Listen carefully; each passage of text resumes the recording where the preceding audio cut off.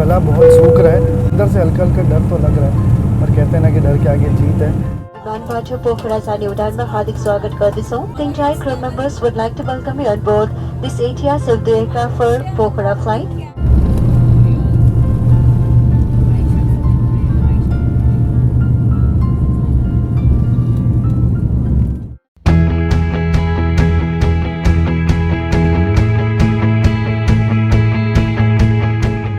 Hello दोस्तों, welcome back to YouTube channel Khamkha vlogger. इस time हम पहुंच चुके हैं नेपाल में, और जैसा कि आपको टाइटल देख के पता चल ही गया होगा कि हम क्या करने वाले हैं। तो आज हम फ़्लाइट लेने वाले हैं, यति एयरलाइंस के साथ हम फ्लाई करने वाले हैं काठमांडू से पोखरा। लगभग 20 से 25 मिनट की फ़्लाइट होने वाली है, और ये जो फ़्लाइट है ना, नेपाल की one of the most beautiful flight है। इसलिए मैं कह रहा हूँ क्योंकि इस फ्लाइट से जैसे ही फ़्लाइट हम टेक ऑफ करेंगे ना काठमांडू से, तो हमें माउंटेन रेंजेस देखने वाले हैं, बर्फीली चोटियाँ हमें देखने वाली है पहाड़ों की। और ये फ़्लाइट का जो एक्सपीरियंस होने वाला है भाई, एक नंबर है, बहुत ही ज़्यादा मज़ा आने वाला है। जैसे आप रोड से भी काठमांडू से पोखरा जा सकते हैं। लास्ट मैंने व्लॉग किया था काठमांडू से पोखरा, आपने देखा होगा, वो मैंने बस से किया था। बस में भाई 8 से 9 घंटे लग गए थे, और बहुत ही ज़्यादा थकान हुई थी। रोड की कंडीशंस उतनी अच्छी नहीं है नेपाल की। बाकी चलिए फटाफट हम चलते हैं और अपनी जर्नी को शुरू करते हैं काठमांडू कैपिटल सिटी से पोखरा, जो कि अगेन नेपाल की एक बहुत ही सुंदर शहर। आई होप कि आप ये व्लॉग पूरा देखिएगा और वीडियो को लाइक ज़रूर कर दीजिएगा, और चैनल पे नए हैं तो चैनल को सब्सक्राइब भी कर दीजिएगा। बाकी चलते हैं, जर्नी शुरू करते हैं, देखते हैं कि हमारा एक्सपीरियंस कैसा होता है काठमांडू से पोखरा।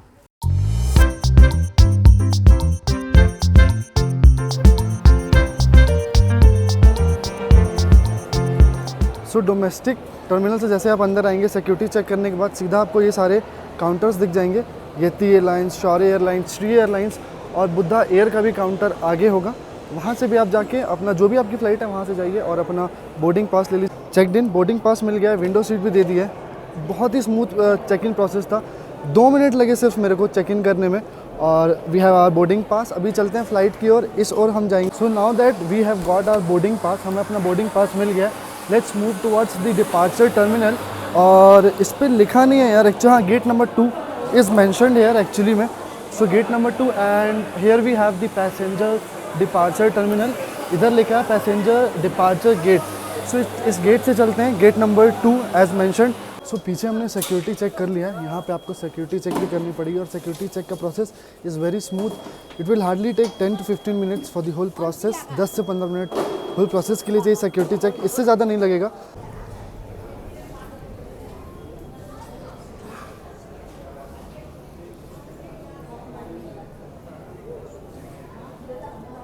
सो नाउ हम अभी आ चुके हैं अपने बोर्डिंग जो टर्मिनल है, और गेट नंबर है हमारा 2।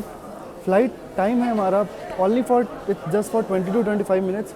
11 बजे इज़ द डिपार्चर टाइम था, जो कि टिकट पे मेंशन था, पर ये भी बोल रहे हैं कि 11 बजे बोर्डिंग स्टार्ट होगी।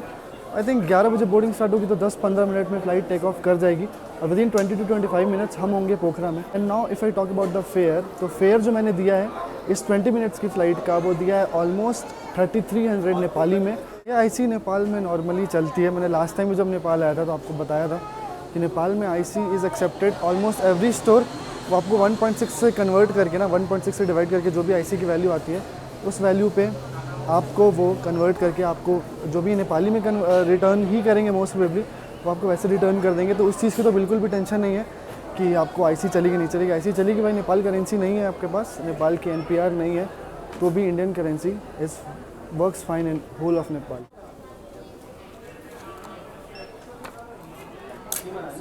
Thank you.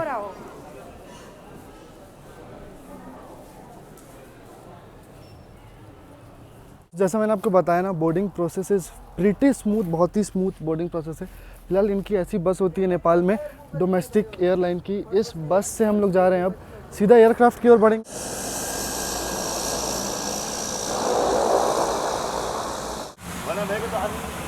So this is our aircraft, this is ATR 72 aircraft, and this aircraft is going to take us to Pokhara today. और बगल में आप देख सकते हैं ना, सीता एयर का भी एक एयरक्राफ्ट आके लग चुका है, और ये हमारी फ़्लाइट होने वाली है आज पोखरा की। बहुत ही वंडरफुल, बहुत ही ब्यूटीफुल फ़्लाइट होने वाली है। और अभी चलते सीधा फ़्लाइट के अंदर और बोर्ड करते हैं।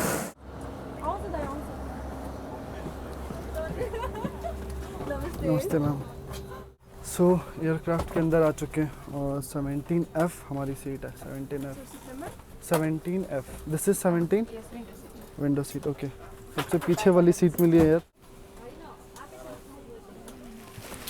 Indians on the flight too, Indians भी फ्लाइट में हैं, हिंदी बोलने वाले भी काफ़ी लोग दिख रहे हैं और फ्लाइट में सीटें कुछ खाली हैं पर ऑलमोस्ट मतलब देखा जाए फ्लाइट की ऑक्यूपेंसी तो 70% फ्लाइट अभी तक तो फुल है।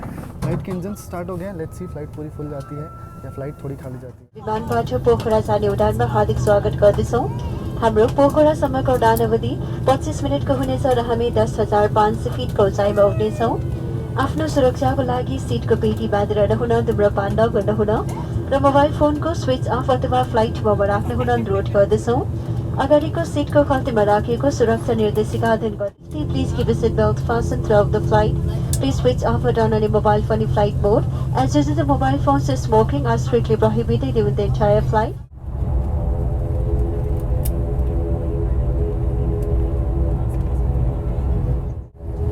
सो हमारा स्वागत हुआ है येती एयरलाइंस में इन चॉकलेट से और टॉफ़ी कह सकते हैं, टॉफ़ी चॉकलेट जो भी इससे। और बाकी आप देख सकते हैं मेरे बगल वाली सीट भी खाली है और उस साइड की सीटें भी खाली ही हैं।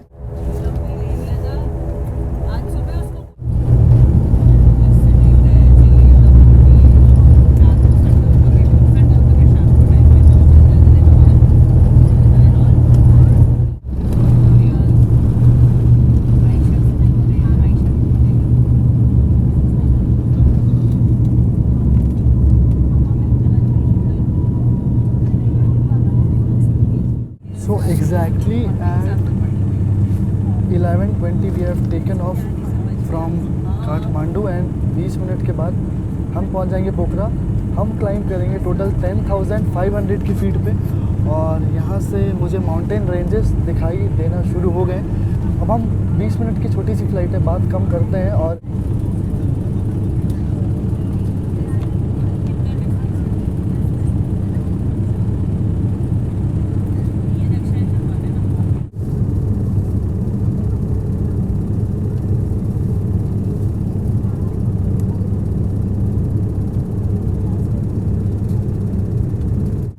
If you are travelling from Kathmandu to Pokhara तो आप याद रखिए कि अगर आपको व्यूज़ का मज़ा उठाना है तो आपको राइट साइड की सीट आपको लेनी पड़ेगी।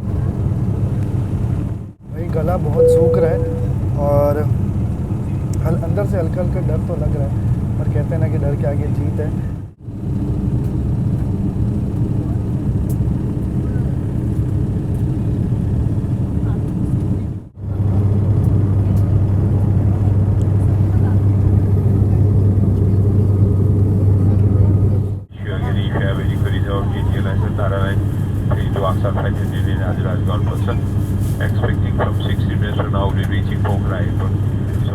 और अभी 10 मिनट ही हुए हैं फ्लाइट को टेक ऑफ हुए। अभी भी पायलट का मैसेज आ गया है कि अभी हम 10,500 फीट पे पहुंच चुके हैं और अब हम डिसेंड कर रहे हैं पोखरा इंटरनेशनल एयरपोर्ट की तरफ। और अगर वेदर की बात की जाए तो वेदर आज का बहुत अच्छा है। वो ये बोल रहे हैं 10 किलोमीटर की विजिबिलिटी है और बोल रहे हैं लाइट टर्बुलेंस हम एक्सपीरियंस कर सकते हैं, पर वेदर आज काफ़ी सही है और इसी वजह से हमें जो है माउंटेन रेंजेस वो बिल्कुल क्लियर और बिल्कुल साफ साफ देख पा रहे हैं।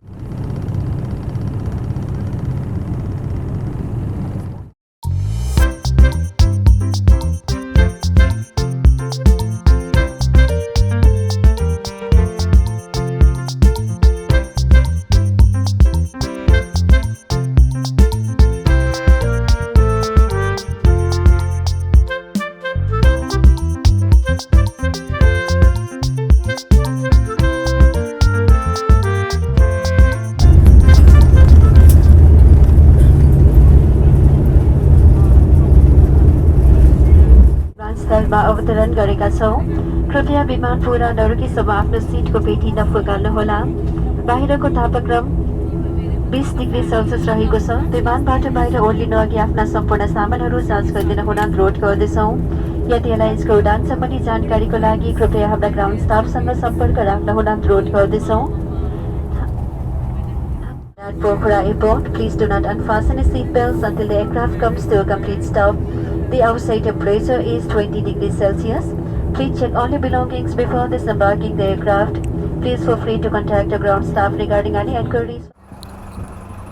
Finally, 20 minutes of flight time and we have finally landed at the Pokhara international airport. और अभी पोखरा इंटरनेशनल एयरपोर्ट बिल्कुल न्यूली बिल्ट हुआ है और देख सकते हैं हमारे पीछे है पोखरा का इंटरनेशनल एयरपोर्ट।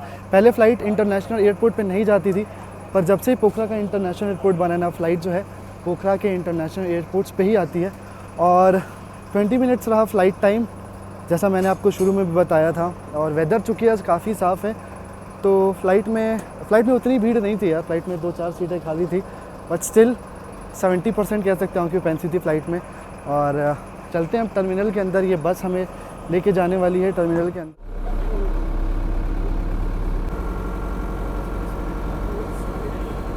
सो पीछे आप देख सकते हैं वेलकम टू पोखरा एयरपोर्ट और डोमेस्टिक अराइवल। चलते हैं टर्मिनल के अंदर और देखते हैं कि क्या क्या सारी सुविधाएं हैं पे। तो टर्मिनल पे आप जैसे ही आते हैं ना, यहाँ पे बैगेज क्लेम आपको मिल जाएगा, जहाँ से अपना बैगेज आप क्लेम ले सकते हैं। और एक ही यहाँ पे काउंटर है, बाकी इस साइड में वॉशरूम वगैरह है। जब हम डिपार्ट किए थे काठमांडू से तो मैं आपसे कुछ नेगेटिव बातें नहीं करना चाहता था, इसलिए मैंने ज़्यादा कुछ बोला नहीं, क्योंकि जैसा आपको पता ही होगा 15 जनवरी को जो इंसिडेंट हुआ जिसमें कि फ़्लाइट में जितने भी लोग ऑन बोर्ड थे उनमें से कोई भी बच नहीं पाया। It is considered one of the most deadliest air crash in Nepal और बहुत ही दुखद घटना थी यार। मैं यही कहूँगा कि जितने लोगों का देहांत हो गया, जितने लोग अब नहीं रहे इस दुनिया में जो उस फ्लाइट में थे, भगवान उनकी आत्मा को शांति। फ्लाइट में भी जितने लोग थे, हर किसी का जो मूड था काफ़ी पॉजिटिव था, सब लोग हंस रहे थे। मैंने पूछा भी एक आध लोगों से फ़्लाइट में कि भाई आपको डर नहीं लग रहा है आप इस फ्लाइट में, तो दे ऑल वर सेइंग कि हाँ भाई फ़्लाइट जो डेस्टिनी है वो तो होना ही है, इस वजह से हम we can not stop living, we can not stop going around. तो ये सारी चीज़ें हैं।